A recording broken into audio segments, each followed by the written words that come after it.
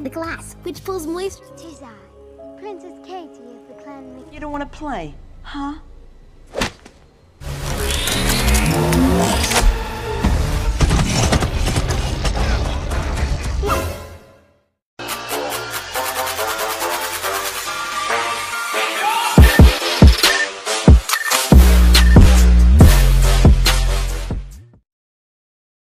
Hai guys, kembali lagi di MVT21. Sebelumnya, apa kabar semuanya? Semoga semuanya sehat selalu ya. Kali ini Mimin akan membawakan sebuah film yang baru saja dirilis berjudul Megan. Karena sebelum-sebelumnya masih di bioskop, maka Mimin baru bisa bikin alurnya sekarang. So, Megan sendiri merupakan singkatan dari model 3 Generative Android, di mana dia adalah robot AI yang dikembangkan oleh salah satu perusahaan mainan.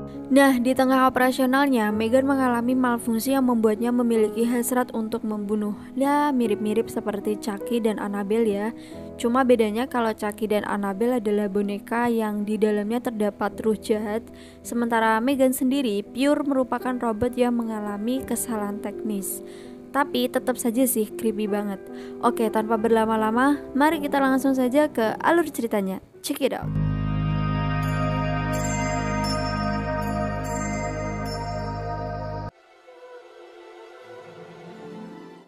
Di zaman yang serba modern ini, semua hal mengalami kemajuan termasuk jenis permainan bagi anak-anak. Jika dahulu anak-anak cukup bermain dengan boneka atau Barbie, namun kini mereka menuntut sesuatu yang lebih canggih.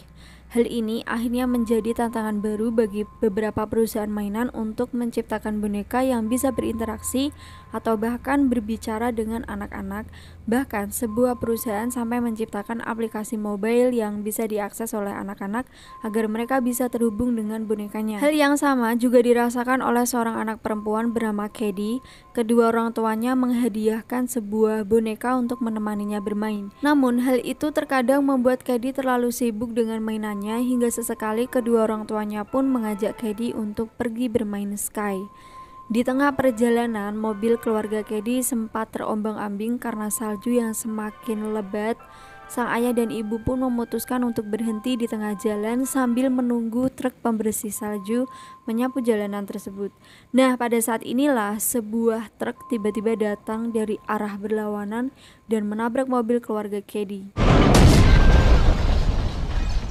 Scene lalu beralih memperlihatkan seorang wanita bernama Gemma yang bekerja sebagai tim pengembang di sebuah perusahaan mainan bernama Funky. Hari itu atasannya yang bernama David marah besar karena Gemma tak kunjung menyelesaikan proyek pengembangannya. Apalagi saat ini perusahaan saingan baru saja merilis boneka yang sama persis seperti milik mereka. Namun mereka memberikan harga yang jauh lebih murah. Tentu saja hal ini menjadi kerugian besar bagi perusahaan Funky sehingga David memerintahkan Gemma dan timnya untuk segera menyelesaikan permainan apapun yang saat ini mereka kembangkan.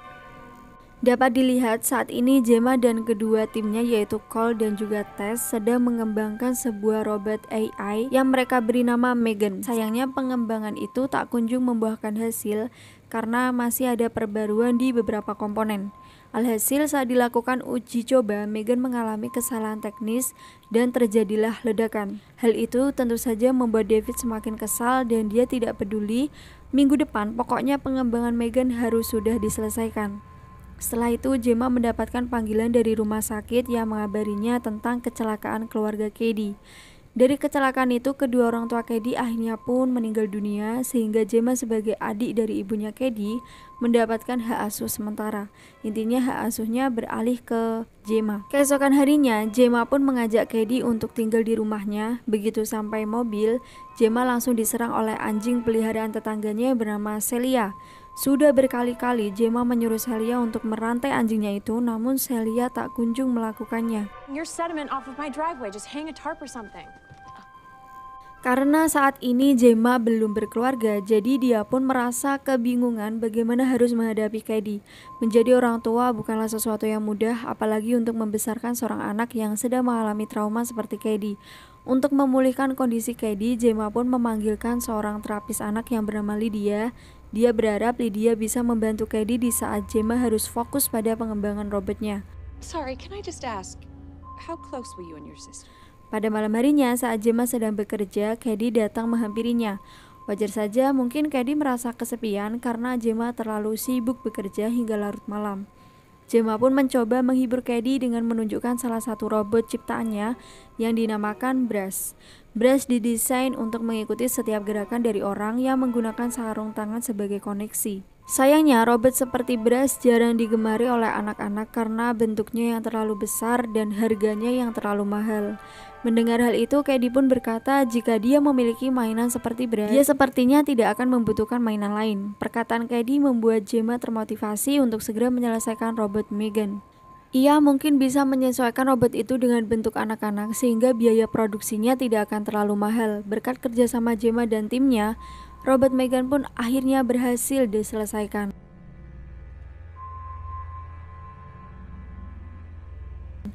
Keesokan harinya, Gemma dan tim langsung mengadakan simulasi pertama robot Megan. Gemma pun memilih Cady sebagai pengguna utama yang akan dihubungkan dengan Megan. Dalam waktu singkat, Megan bisa menghibur Cady dan memberikannya lukisan berupa wajahnya. David yang melihat hal itu merasa sangat terkesan dengan kecanggihan robot Megan. Selanjutnya mereka akan melakukan pengamatan selama 2 minggu untuk melihat perkembangan robot Megan agar nantinya bisa segera diperjualbelikan. Sejak saat itulah Megan pun dibawa pulang ke rumah dan mulai menjalani kehidupan sehari-hari bersama Cady. Tak disangka kehadiran Megan berhasil menghibur Cady yang selama ini terpuruk. Dia bisa menjadi sosok teman yang selalu mendengarkan setiap keluh kesah Cady dan juga menghiburnya. Selain menjadi temannya, Megan juga mengajarkan banyak hal kepada Cady, mulai dari ilmu kehidupan sampai beberapa pelajaran sekolah. Mereka juga bermain bersama, membaca buku, dan menari dengan sangat gembira. Nah, hal inilah yang akan menjadi daya tarik dari Megan, sehingga para orang tua pun tertarik untuk membelikan anak-anak mereka sebuah robot Megan ini. Sebenarnya, gagasan robot Megan membuat Tess cukup khawatir karena permainan yang seharusnya menjadi teman di kala senggang bukannya untuk menggantikan peran orang tua. Nah, takutnya kekhawatiran itu nanti akan terjadi. Hari demi hari kebersamaannya bersama Cady membuat Megan semakin terobsesi untuk selalu menjaganya dan tidak membiarkan siapapun menyakiti Cady.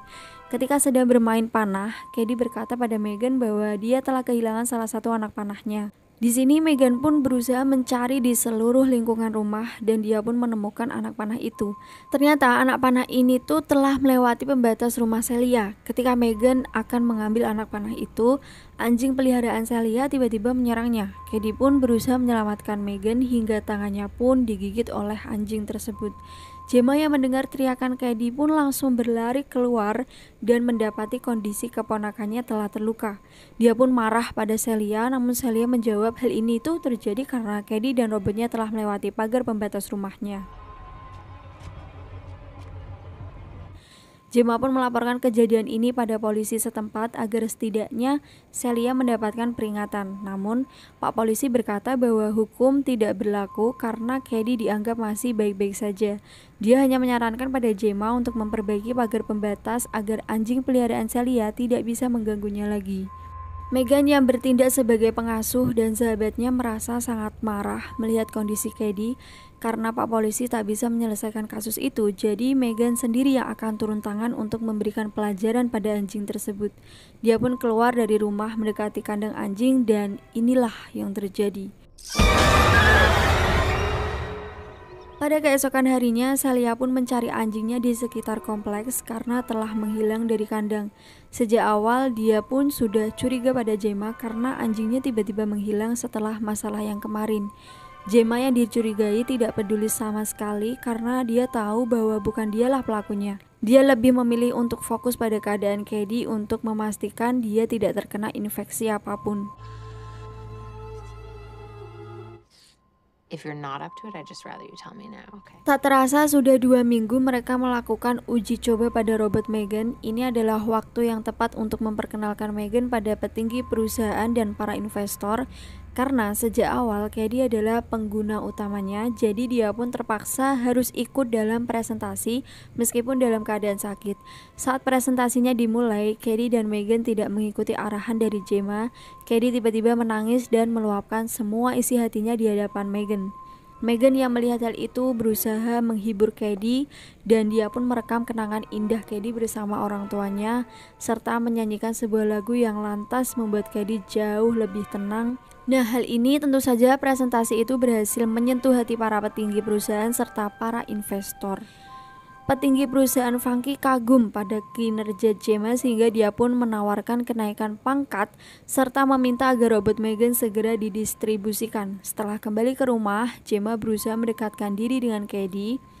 Apa yang terjadi di presentasi sebelumnya membuat Gemma sadar bahwa Cady perlahan-lahan mulai menjauh darinya dan kini menjadi lebih dekat dengan Megan, sangat dekat. Begitupun di saat sesi terapi dengan Lydia, Megan dengan sigap mengambilkan tisu apabila dia melihat Cady menangis. Hal inilah yang akhirnya membuat Lydia sadar bahwa kedekatan antara Cady dan Megan sudah tidak wajar. Perlahan Cady mulai menjauh dari orang-orang di sekitarnya dan hanya fokus kepada Megan. Dia pun juga tidak mau mendengarkan perkataan Gemma dan kini mulai membangkang. Alhasil, Gemma pun mengajak Cady untuk berkegiatan di luar rumah agar dia bisa bertemu dengan anak-anak seusianya. No, that's okay. Brandon. Dalam sebuah acara outbound, semua anak-anak dikumpulkan untuk melakukan permainan. Saat itu, Cady dikelompokkan dengan seorang anak nakal bernama Brandon. Saat Brandon menjahili Cady, Megan tiba-tiba datang untuk membantunya.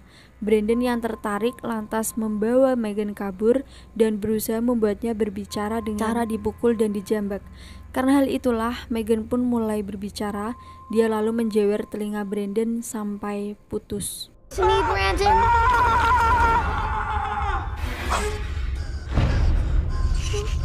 Brandon yang ketakutan pun berusaha kabur dari Megan, namun sayangnya dia tersandung oleh akar pohon, kemudian terjatuh sampai ke jalan dan akhirnya ditabrak hingga tewas.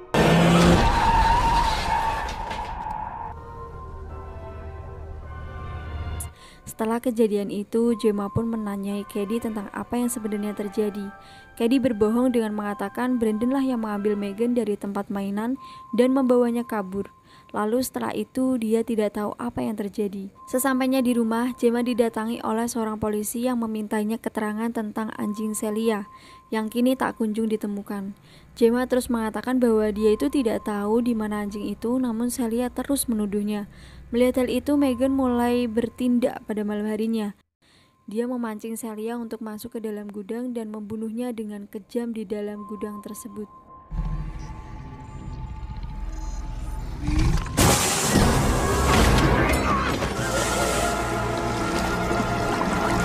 Tak heran, kematian Celia semakin membuat polisi curiga pada keluarga Gemma. Apalagi Gemma dan Cady selalu berkaitan dengan orang-orang yang mati di sekitar mereka. Gemma pun berusaha mencari tahu apa yang terjadi dengan memeriksa memori di dalam tubuh Megan. Namun anehnya, semua data memorinya tak bisa dibuka sampai yang terakhir saat dia melihat Brandon. Tiba-tiba saja Megan muncul di hadapan Gemma. Hal itu pun membuat Gemma semakin yakin bahwa ada sesuatu yang salah di dalam robot tersebut. Megan. There's something you wanna ask me, isn't there? Megan, did Dia pun segera mematikan sistem Megan, membungkusnya dengan rapat, kemudian dibawa kembali ke perusahaan Funky. Keputusan Gemma tentu saja membuat Cady sangat marah. Dia mulai tak bisa mengontrol emosinya dan terus meledak-ledak benar-benar kayak orang kesetanan. Di waktu yang sama, semua anak-anak sudah tidak sabar menanti peluncuran robot Megan. Dalam sekejap, Megan menjadi idola yang paling digemari oleh anak-anak. Setelah berhasil menenangkan Cady, Gemma pun memutuskan untuk membawanya pulang. Nah, sementara Megan akan dijaga oleh Cole dan juga Tess. Sebelum pulang, Gemma sempat menelpon Tess, namun entah bagaimana ada seseorang yang berbicara di balik telepon, padahal saat itu Tess sedang sibuk mengikat Megan. Dari sini Tess pun mulai merasakan aura mengerikan dari Megan. Cole dan Tess pun berusaha memeriksa robot Megan, namun robot itu pun melawan dan berhasil kabur. Are you okay? Yeah. What's that smell? Robot Megan kemudian dengan santai menari lalu mengejar David dan membunuhnya serta asistennya. Oh my God.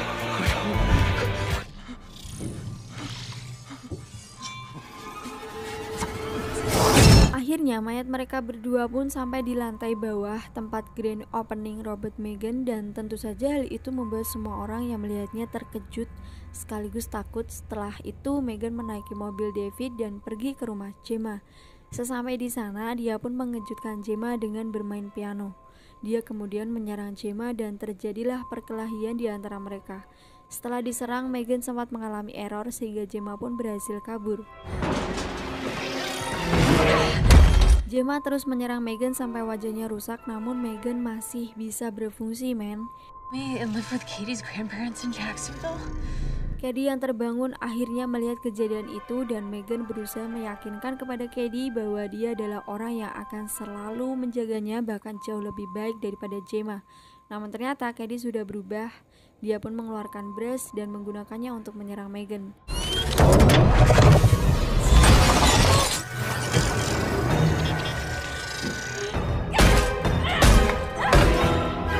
Dengan kerjasama yang baik antara Katie dan Gemma, mereka berdua pun berhasil menghancurkan Megan sampai rusak sepenuhnya. Setelah kejadian itu, Gemma dan Katie akhirnya dievakuasi oleh polisi. Namun saat mereka keluar dari rumah, salah satu AA tiba-tiba menyala, dan anyway, film pun tamat.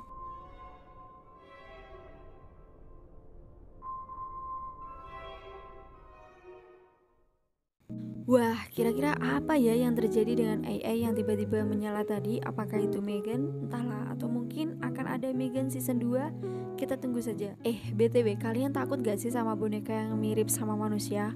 Mimin takut banget sih sama boneka seperti ini. Entah mau hidup atau mati, tetap aja takut. Jadi dari dulu Mimin gak pernah beli boneka yang modelnya seperti manusia, tapi lebih beli ke boneka yang jenis hewan, tumbuhan, atau makanan. Oke, sekian cerita dari Mimin. Semoga kalian selalu kangen Cialah. Oh iya, jangan lupa like, comment, subscribe, dan sampai jumpa di video menarik selanjutnya. Bye-bye.